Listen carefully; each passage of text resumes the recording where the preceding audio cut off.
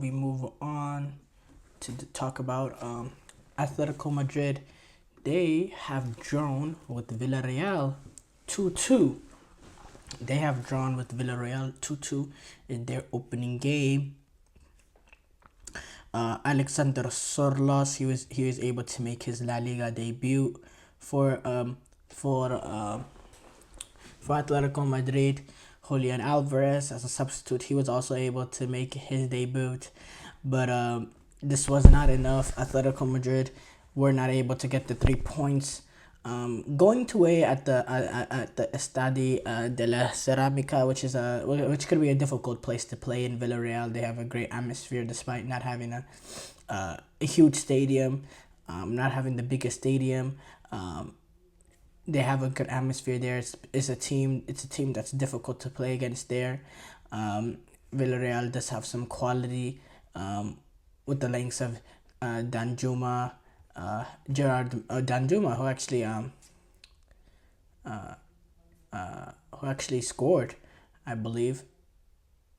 Did he score?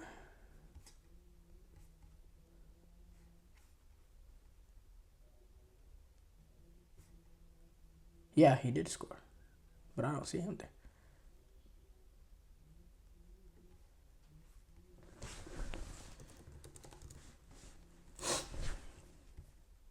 Yeah, but with the likes of Danjuma, Gerard Moreno, Alex Baena, who was actually part of the Olympic team. That was actually part of the Olympic team that what's it called? That won the gold medal. Yermi Pino, who's also involved who's also part of Villarreal. They have some Danny Parejo. There's real quality in that Villarreal team. They're a really good team with some real quality. Um, but but it was a opening day disappointment for Atletico Madrid. Nicolas Pepe is also Nicolas Pepe Papegue, quality team from Villarreal, and they made Atletico Madrid pay in certain moments. And let's read the stats: 9 shots for Atletico Madrid, 9 shots for Villarreal. 4 shots on target for Atletico Madrid, 3 shots on target for Villarreal, 56% possession for Atletico Madrid, 44% possession for Villarreal, and yeah, it's a disappointing start to the season for Atletico Madrid. Atletico Madrid now adding Julian Alvarez, bringing in Sorlos into the club that had a good season, goal scoring season. This past year, Alexander Sorlos, not out of Villarreal, getting 23 goals in 34 games. Um, you know, Atletico Madrid, they're looking to compete, and now they have Conor Gallagher, who's now coming in again. Now it's set to be done. Now that's gonna be completed. Which he was not, obviously he was not involved in this game because he's just flying back. But yeah, it's same old Atletico Madrid. Certain moments, certain moments they show their brilliant attacking display in terms of when they're on it, they can play some beautiful attacking football. They can play some beautiful attacking football when they're playing to their best. They can play some beautiful, beautiful attacking football, and it's great to watch. And there was action. It was action packed in this game. Um, uh, but at certain times they just look vulnerable defensively, that they don't they look vulnerable in certain moments defensively. They're not able to put games away, and it, and it's and it was a lot of unexpected things like Oblak flapping at the cross, and then the ball hitting Koke and bouncing into an open net. um, you know and it's just this, it's disappointing. It was, this Atletico Madrid team did look very, very new. The likes of Stefan Savic, Mario Hermoso, Memphis Depay, Alvaro Morata, not being in, and then you go down a goal early because of a goal from a very tight angle from Danjuma, and that kind of rips out your spirit. And then Llorente was able to level it very soon after. But then Villarreal was able to take the lead back in 9 minutes later after a mistake from, the mistake by Jan Oblak, which is again something you just don't expect. And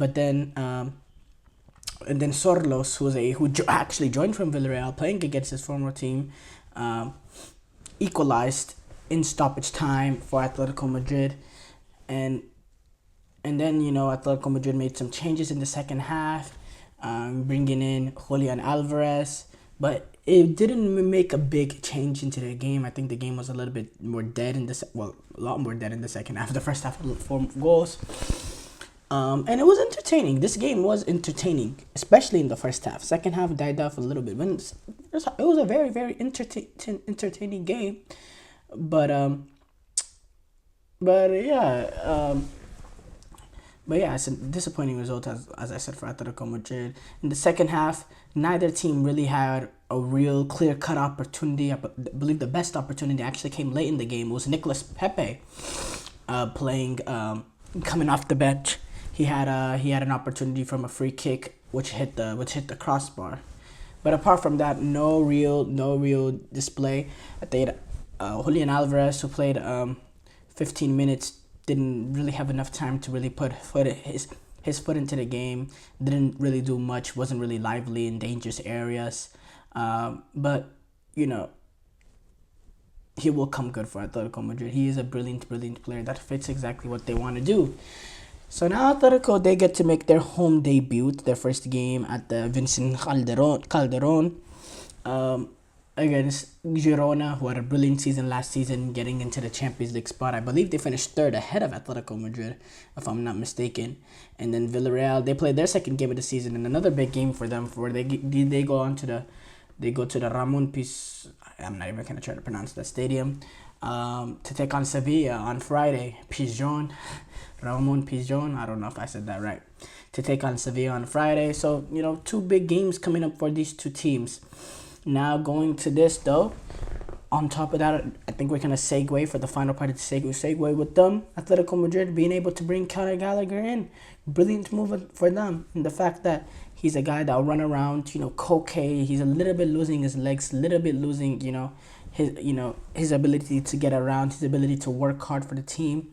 And you get Conor Gallagher that's flexible in the midfield, can play all 3 positions in the midfield, in my opinion, the 6, the 8, the attacking midfielding role. He has the ability to play all that. He has the work rate. He has the drive. He's technically good in midfield. He'll be able to drive the ball past players. He'll be able to pick out a pass. He has that goal-scoring threat, too. If you're playing him in attacking midfield role, he has that ability to score that wonder goal. If you look back on his seasons at Crystal Palace before he was at Chelsea, he scored a reasonable amount of goals for Crystal Palace, and it was some bangers as well. He has that sort of unknown element to him. He scored 8 goals actually in the at Crystal Palace in the 2021-2022 season. So he has that nature to him. He has that sort of ability. If you play him in that more, he has a wonder goal in him. So I will not.